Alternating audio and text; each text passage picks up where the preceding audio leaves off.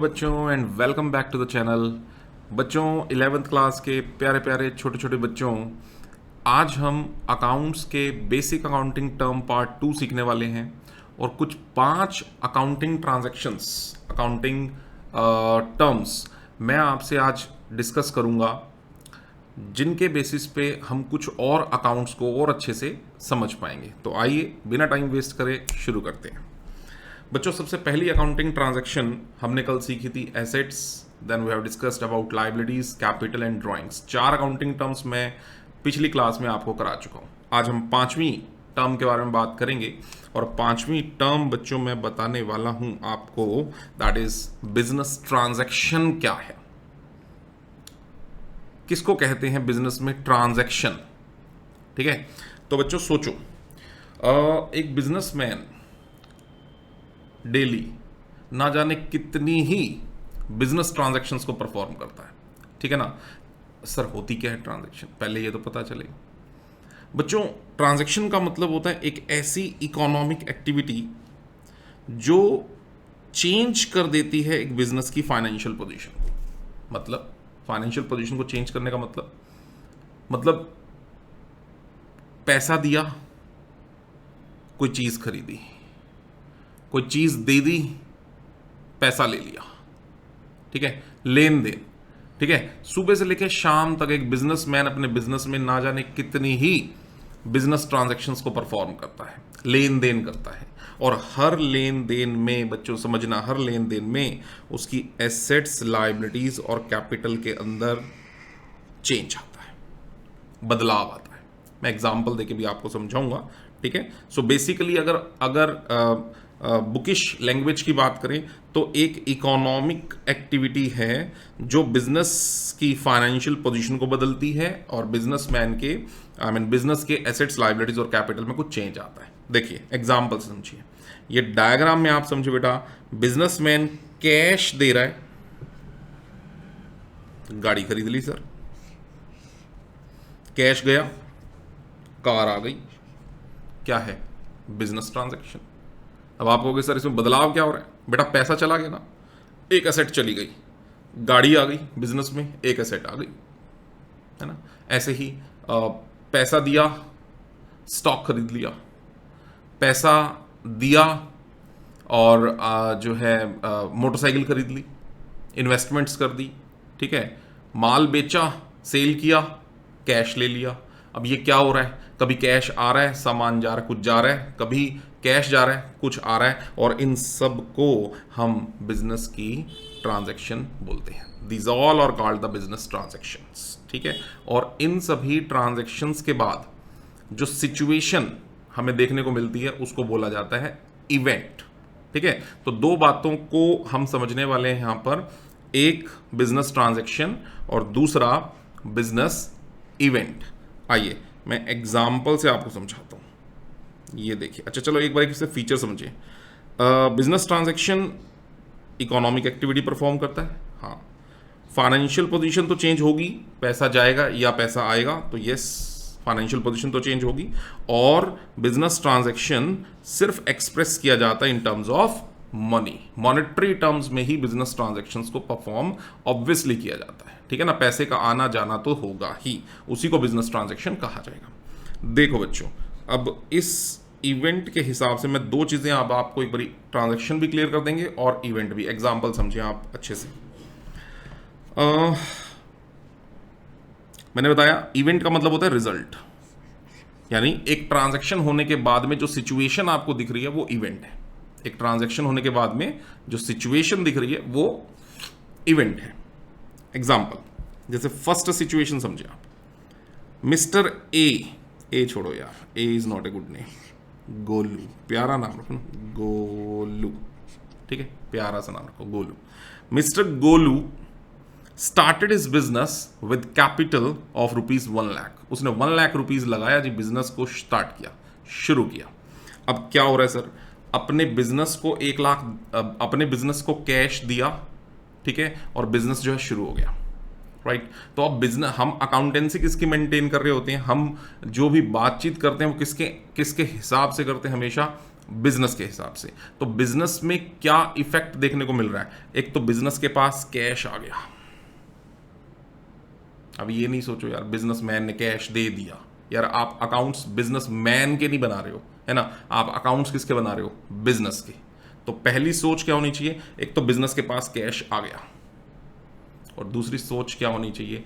Business की liability increase हो गई कि बिजनेसमैन का कैपिटल वापस करना है, पैसा वापस करना है। Whenever there will be the closure of the business, जब भी बिजनेस कभी बंद होगा तो भाई पैसे वापस करने पड़ेंगे। बिजनेसमैन के पैसे, अपने मालिक के पैसे, अपने ऑनर्स के पैसे, ऑनर के पैसे जिसको कैपिटल कहा जाता है, वो लौटाना पड़ेगा। और कल की क्लास में, लास्ट क्लास में मैंने आपको क्लियर किया था बच्चों कि ये इंटरनल लाइबिलिटी होती है। ऑनर्स फंड यानी capital is called the internal liability of the business.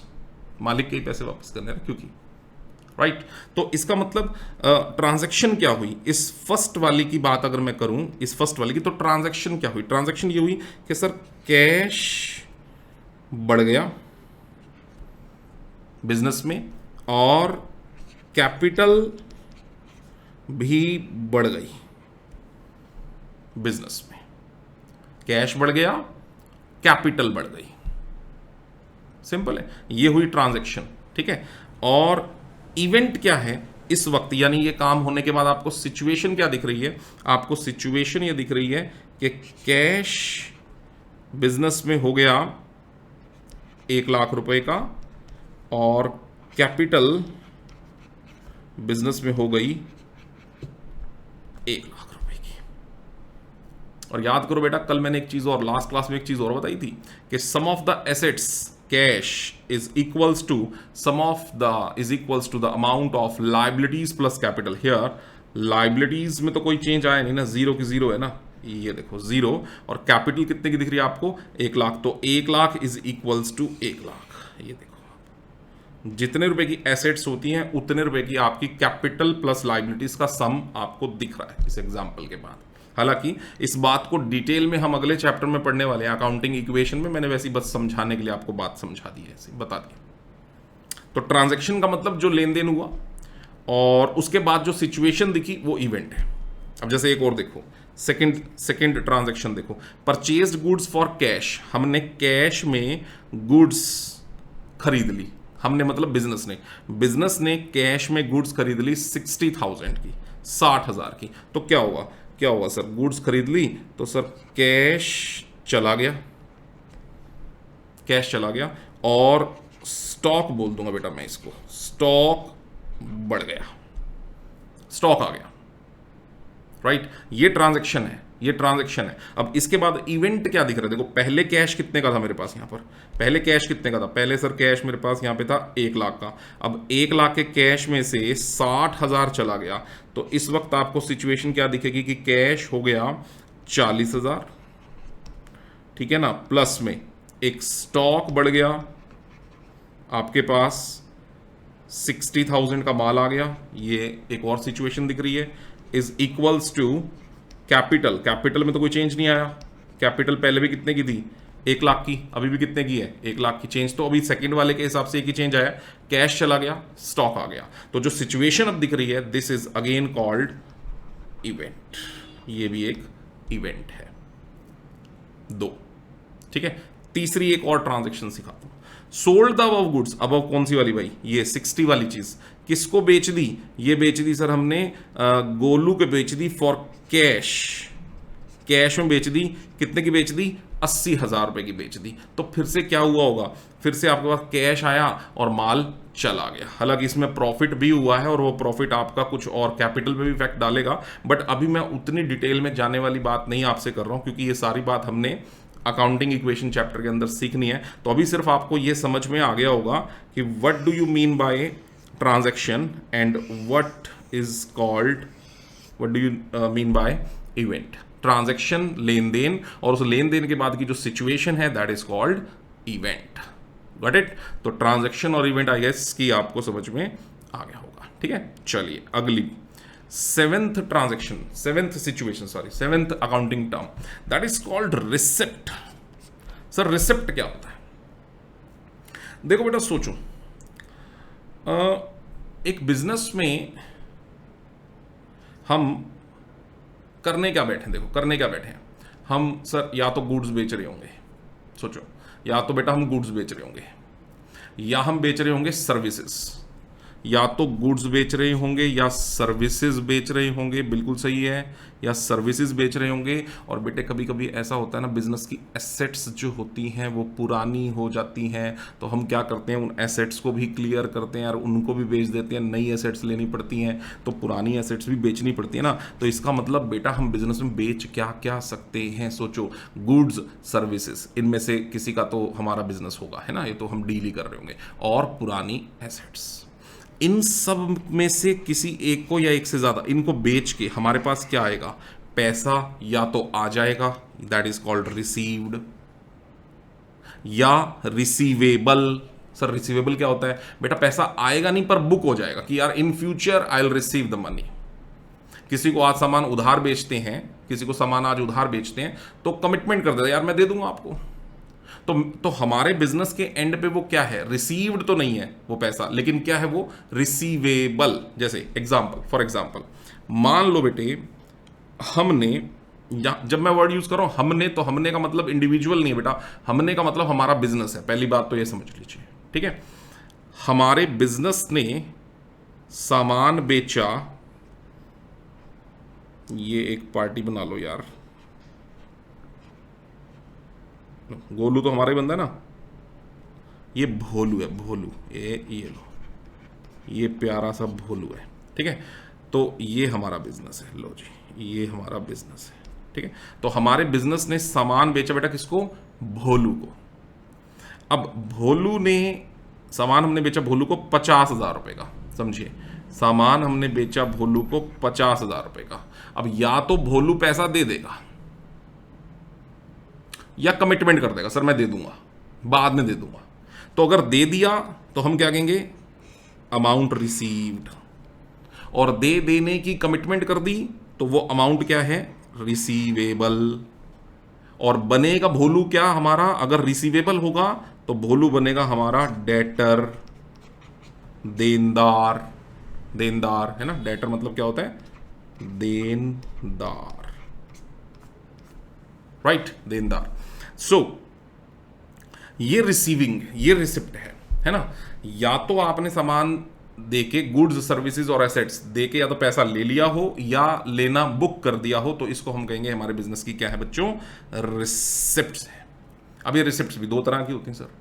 देखो, अगर एसेट्स दी हैं, अगर मैंने भोलू को अपने बिजनेस में से पुरानी मशीनरी बेची है, एसेट्स बेच दी सर, है ना, बदलेंगे, मशीन दूसरी लेके आएंगे। अगर मैंने फर्नीचर बेचा है, एसेट्स बेच दी सर, ठीक है ना। तो अगर मैं ऐसी चीजें बेच रहा हूं तो इसको बोलेंगे, एसेट्स बेच रहा हूं तो इसको बोलेंगे कैपिटल रिसिप्ट। और अगर मैं गुड्स या सर्विसेज बेच रहा हूं, जिन चीजों का हमारा काम है, काम धंधा है हमारा, उसी का काम धंधा है हमारा, जिन चीज़ों में हम डील करते हैं, या तो उनको बेचते हैं या हम सर्विसेज में डील करते हैं, है ना। तो हम इन चीज़ों को अगर बेच रहे हैं तो जो पैसा हमें रिसीव हो रहा है वो रेवेन्यू रिसिप्ट है। यानी रेवेन्यू रिसिप्ट का मतलब होता है जो हम अपने बिजनेस की गुड्स या सर्विसेज बेच करके जो पैसा रिसीव कर लें या रिसीवेबल बुक कर लें, तो वो तो हो गया रेवेन्यू। और अगर हम एसेट्स बेच के पैसा रिसीव्ड या रिसीवेबल बुक कर लें तो वो हो गया हमारा कैपिटल रिसिप्ट, ठीक है ना। तो बेटा बिजनेस में दो तरह की रिसिप्ट्स होती हैं, लिख लीजिएगा। ये तो हो गया हमारा एसेट्स के थ्रू, ठीक है, कैपिटल नेचर वाली, और ये रेवेन्यू वाली हो गई हमारी गुड्स और सर्विसेज के थ्रू। जो पैसा रिसीव्ड या रिसीवेबल होता है उसको हम रेवेन्यू रिसिप्ट कहते हैं। जैसे गुड्स बेच के कमीशन, हमने सर्विसेज दी, बदले में हमारे पास कमीशन आ गया, है ना, इंटरेस्ट या डिविडेंड हमारे पास आ गया। अब ये हम सर्विसेज दे रहे हैं तो पैसा हमें रिसीव्ड या रिसीवेबल बुक हो रहा है। तो ये होती है बेटा रिसिप्ट, जो दो पार्ट्स में क्लासिफाइड है, capital receipt, revenue receipt. Clear हो गया, डन हो गया। चलिए अब हम ऐसी टर्म के बारे में बात करेंगे जो बहुत ही इंपॉर्टेंट है, ठीक है, और बच्चों को इन दो अकाउंटिंग टर्म्स में अक्सर कंफ्यूजन भी रहती है ना। तो बेटा वो दो अकाउंटिंग टर्म्स कौन सी हैं, सर डिफरेंस बता दो एक्सपेंडिचर में और एक्सपेंसेस में। देखो ये 8th नंबर पे क्या लिखा बेटा मैंने, एक्सपेंडिचर, और 9 नंबर पे क्या लिखा बच्चे, एक्सपेंसेस। ये दो टर्म्स सर आपको कि सर क्या बात कर रहे हो सर, एक्सपेंडिचर का मतलब होता है खर्चा। हाँ मैं कब मना कर रहा हूं, खर्चा। और सर एक्सपेंसेस का मतलब भी होता है खर्चा। मैं इस पे से भी आपको डिनाई नहीं कर रहा, दोनों बातें ऐसी हैं। तो सर डिफरेंस नहीं है क्या बेटा, बहुत बड़ा डिफरेंस है एक्सपेंडिचर और एक्सपेंसेस में। सुनिएगा, ध्यान से सुनिएगा मेरी बात को। पहले 8 नंबर ट्रांजैक्शन पे बात करते हैं, सॉरी ट्रांजैक्शन कह रहा हूं, टर्म पे बात करते हैं। पहले 8 नंबर टर्म करते हैं एक्सपेंडिचर। बेटे एक्सपेंडिचर का मतलब होता है एक बिजनेसमैन अपने बिजनेस में या तो पैसा देता है, देखो हम लोगों को अपना काम करने के लिए एसेट्स भी खरीदनी पड़ती हैं, गुड्स भी खरीदनी पड़ती हैं, सर्विसेज भी खरीद। देखो अभी मैंने पीछे रिसिप्ट में आपको सेल बताया, हमने क्या क्या बेचा था, गुड्स सर्विसेज एसेट। तो खरीदना भी तो पड़ेगा सर, गुड्स सर्विसेज एसेट खरीदना भी पड़ेगा। तो या तो हम इन चीजों को नगद पैसे दे के ले लें, या हम पैसे दे के नहीं लें, हम अपने ऊपर एक लाइबिलिटी क्रिएट करवा लें कि भैया बाद में पैसे दे देंगे यार, अभी तो चीज दो ना, बाद में पैसे दे देंगे, है ना। तो एनी आउटफ्लो ऑफ कैश, या तो हमने पैसा दे दिया हो, और क्रिएशन ऑफ लाइबिलिटी, या पैसा दिया ना हो बट कमिटमेंट कर दो सर दे देंगे पैसा, अपने ऊपर लाइबिलिटी है ना, फाइनेंशियल ऑब्लिगेशन अपने ऊपर क्रिएट करवा लिया हो for the purpose of acquiring. क्या क्या लेना है सर बिजनेस का, या तो बिजनेस में हमने एसेट्स खरीदनी है, या गुड्स लेनी है, और सर्विसेज लेनी है, तीन ही चीजों की बात होती है। तो अगर हम ये बात कर रहे हैं या तो कैश चला गया हो या हमारे ऊपर लाइबिलिटी क्रिएट की गई हो, तो हम कहेंगे हमने बिजनेस में किया है एक्सपेंडिचर। इसको बोलते हैं बिजनेस में हमने एक्सपेंडिचर किया है। ब्रॉडर टर्म है, एक्सपेंसेस से ब्रॉडर टर्म है, ठीक है। एनी आउटफ्लो ऑफ कैश और creation of liability for acquiring assets, goods और services is called the expenditure of the business। अब सर एक्सपेंडिचर को क्लासीफाई करूं, दो पार्ट्स में क्लासीफाई कर सकता हूं, या तो कैपिटल या रेवेन्यू। सर कैपिटल एक्सपेंडिचर क्या बच्चों, अगर हम खर्चा बिजनेस में फिक्स्ड एसेट को एक्वायर करने के लिए करते हैं, ठीक है, फिक्स्ड एसेट को एक्वायर करने के लिए करते हैं, और इसमें किसी इंप्रूवमेंट के लिए करते हैं, फिक्स्ड एसेट की इंप्रूवमेंट के लिए, ताकि हम अपनी अर्निंग कैपेसिटी को इंक्रीज कर सकें, ठीक है ना, ताकि हम बिजनेस में अपनी अर्निंग कैपेसिटी को इंक्रीज कर सकें। जैसे जैसे जैसे जैसे हमने बिजनेस में गाड़ी खरीद ली, अब कैपिटल एक्सपेंडिचर है सर, हमारे बिजनेस की अर्निंग कैपेसिटी इंक्रीज होगी। हमने बिजनेस में मशीनरीज खरीद ली, कैपिटल एक्सपेंडिचर है ना, क्योंकि इनका फायदा, इन मशीनरी का, गाड़ी का फायदा हमें 1 साल से ज्यादा समय के लिए मिलेगा, है ना, सालों साल ये चीजें हमारी इस्तेमाल होती रहेंगी। तो हम कहेंगे ये बिजनेस के लिए कौन सा एक्सपेंडिचर है, कैपिटल एक्सपेंडिचर है। फर्नीचर खरीद लिया, कैपिटल एक्सपेंडिचर है। बिजनेस बढ़ रहा है, इससे हमारे प्रॉफिट अर्न करने की कैपेबिलिटी बढ़ेगी, अर्निंग कैपेसिटी बढ़ेगी, तो हम कहेंगे ये बिजनेस के लिए किया गया कौन सा खर्चा है, कैपिटल एक्सपेंडिचर है। तो या तो हमने कैश दे दिया होगा इसके लिए, या अपने ऊपर एक लाइबिलिटी क्रिएट कर ली होगी। एग्जाम्पल मान लो हमारे बिजनेस ने एक कार, ठीक है, हमने बिजनेस में कार जो खरीद ली हमने, ये लो जी, या तो बेटा कैश दे दिया होगा, लो जी कैश दे दिया होगा, या फिर हमने सामने वाले को कहा होगा भाई तेरे को बाद में पैसा दे देंगे, राइट। या इस गाड़ी के लिए हमने मतलब क्या ले लिया होगा, एक तरह से लोन ले लिया होगा, कार लोन, है ना, कार लोन ले लिया होगा, और हमने कार खरीद ली। तो एक कार की खरीद हमारे बिजनेस में कौन सा एक्सपेंडिचर कहलाएगी, कैपिटल एक्सपेंडिचर सर, क्योंकि बिजनेस में फिक्स्ड एसेट्स आ रही हैं, ठीक है ना, लॉन्ग टर्म नेचर की एसेट्स आ रही हैं, और कैश या लाइबिलिटी हमने ऊपर ले ली, कैश दे दिया या लाइबिलिटी ले ली, कैपिटल एक्सपेंडिचर है। तो सर रेवेन्यू एक्सपेंडिचर कौन सा होता है बेटा, वो एक्सपेंडिचर जिसका पूरा का पूरा फायदा हमें सेम अकाउंटिंग ईयर में मिल जाएगा। सुनिएगा ध्यान से, सेम अकाउंटिंग ईयर में हमें उसका पूरा का पूरा फायदा मिल जाएगा, फुल बेनिफिट। और इससे हमारी कोई बिजनेस करने की कैपेबिलिटीज नहीं बढ़ती, कोई कैपेसिटीज नहीं बढ़ती बिजनेस की। सर क्या होता है फिर, हम अपनी एग्जिस्टिंग कैपेसिटी को मेंटेन करने के लिए इन खर्चों को करते हैं। इनको बोलते हैं रेवेन्यू एक्सपेंडिचर। लेकिन अगर रेवेन्यू एक्सपेंडिचर नहीं किए गए तो हम कैपिटल एक्सपेंडिचर का पूरा फायदा कभी नहीं उठा सकते। तो कैपिटल एक्सपेंडिचर का पूरा फायदा उठाने के लिए हम जिन खर्चों को करते हैं वो रेवेन्यू एक्सपेंडिचर होते हैं, और इनका पूरा फायदा हमें सेम अकाउंटिंग ईयर में मिल भी जाता है। सर एग्जाम्पल, बेटा कार खरीदी कौन सा खर्चा है? Obviously capital expenditure. लेकिन इस कार में बेटा अगर मैंने पेट्रोल डलवा लिया, अभी ये कौन सा खर्चा है? Revenue expenditure. सर क्यों? बेटा पेट्रोल एक साल के अंदर अंदर डेफिनेटली, एक साल क्या, एक महीने में कंज्यूम हो जाएगा, एक महीना क्या, एक हफ्ते में कंज्यूम हो जाएगा। ये तो डिपेंड करेगा ना कितनी चलाओगे, पर इतनी तो चलाओगे ही, लोगे तो इतनी तो चलाओगे ही। तो हफ्ता 10 दिन में आपका पेट्रोल कंज्यूम हो जाएगा, तो इसका मतलब सेम अकाउंटिंग ईयर में कंज्यूम हो गया, है ना। और सबसे बड़ी बात, अगर पेट्रोल नहीं डलवाओगे तो गाड़ी लेने का फायदा ही क्या है सर? कोई फायदा नहीं है ना। मेरे घर के बाहर मैं गाड़ी खड़ी कर दूं, पेट्रोल डलवाऊं नहीं, पेट्रोल डलवाने के पैसे ना हो, तो बेटा इसका मतलब क्या हुआ? इसका मतलब आप कैपिटल एक्सपेंडिचर तो कर रहे हो लेकिन रेवेन्यू एक्सपेंडिचर नहीं कर रहे हो। और अगर रेवेन्यू एक्सपेंडिचर नहीं करोगे तो कैपिटल एक्सपेंडिचर पर किया गया सारा का सारा पैसा वेस्ट है ना। तो मशीनें खरीद रहे हो तो सर उसको चलाने के लिए डीजल या लाइट का खर्चा आपको बेयर करना पड़ेगा, रेवेन्यू एक्सपेंडिचर है। फोन खरीद रहे हो तो कैपिटल एक्सपेंडिचर है, लेकिन फोन में जो आप रिचार्ज करवाओगे सर रेवेन्यू एक्सपेंडिचर है। अगर आप रिचार्ज नहीं करवाओगे तो फोन और सिम कार्ड के जो कैपिटल एक्सपेंडिचर आपने कर रखे हैं उसका कोई फायदा नहीं है, ठीक है ना। आप मकान बना रहे हो, कैपिटल एक्सपेंडिचर है, उसमें इलेक्ट्रिसिटी की फिटिंग करवा रहे हो, वो भी कैपिटल एक्सपेंडिचर है। लेकिन जो बिजली का बिल आ रहा है बेटा, रेवेन्यू एक्सपेंडिचर है। और अगर आपकी जेब में बिजली का बिल भरने के पैसे नहीं है तो ये कैपिटल एक्सपेंडिचर जो आपने बिल्डिंग और वायरिंग और बहुत बढ़िया जो फैंसी लाइटिंग लगा दी है उनका कोई फायदा नहीं है। तो मैं बेटा समझ में आ गया होगा सबको। कैपिटल एक्सपेंडिचर अर्निंग कैपेसिटी को इंक्रीज करता है और रेवेन्यू एक्सपेंडिचर उस अर्निंग कैपेसिटी को मेंटेन करने के लिए किया गया खर्चा है।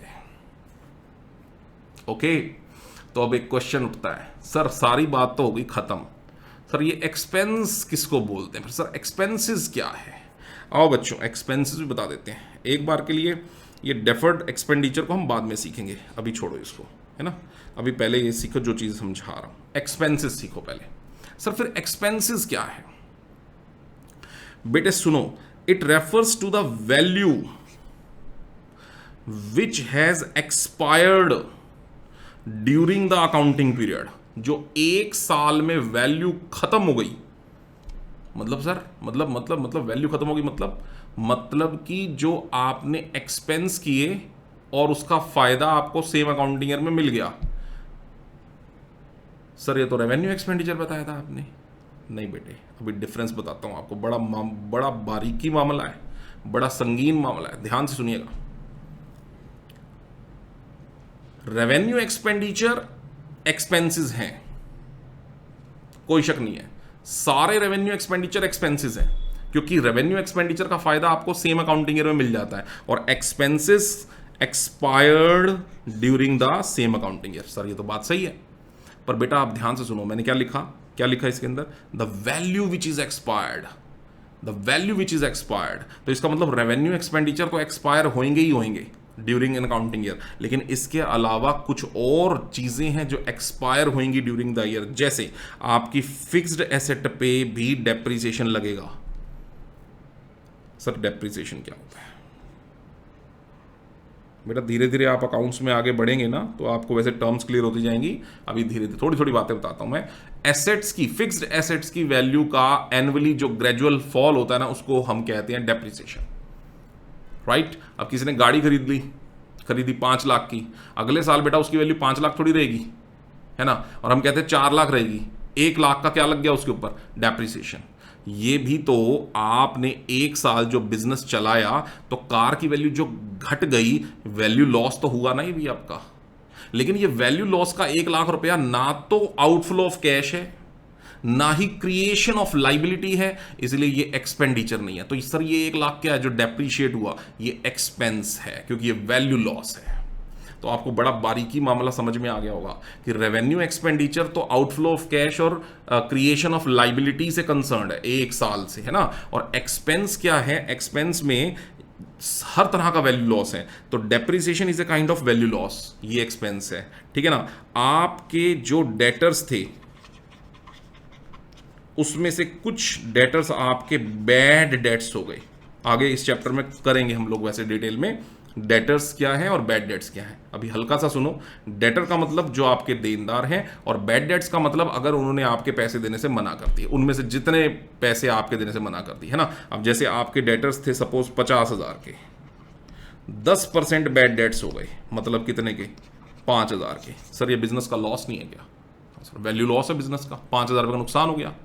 अब ये कोई आउटफ्लो ऑफ कैश तो है नहीं और ना ही कोई क्रिएशन ऑफ लाइबिलिटी है, तो एक्सपेंडिचर तो है नहीं सर, लेकिन ये क्या है, एक्सपेंसेस है, क्योंकि ये आपका वैल्यू लॉस है। और ले रखा है इन्वेस्टमेंट की वैल्यू का घट जाना, ये भी आपका वैल्यू लॉस है ना।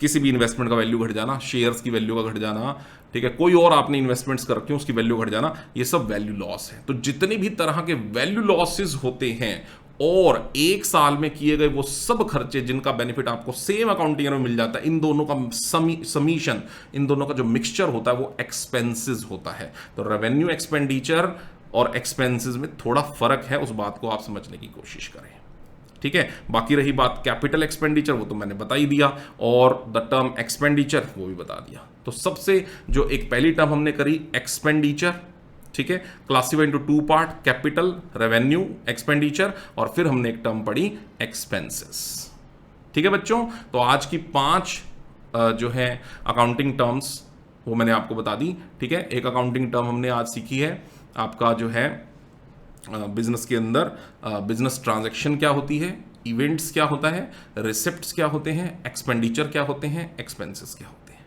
ठीक है। तो कुछ और टर्म्स को हम सीखेंगे नेक्स्ट क्लास में। Till then take care.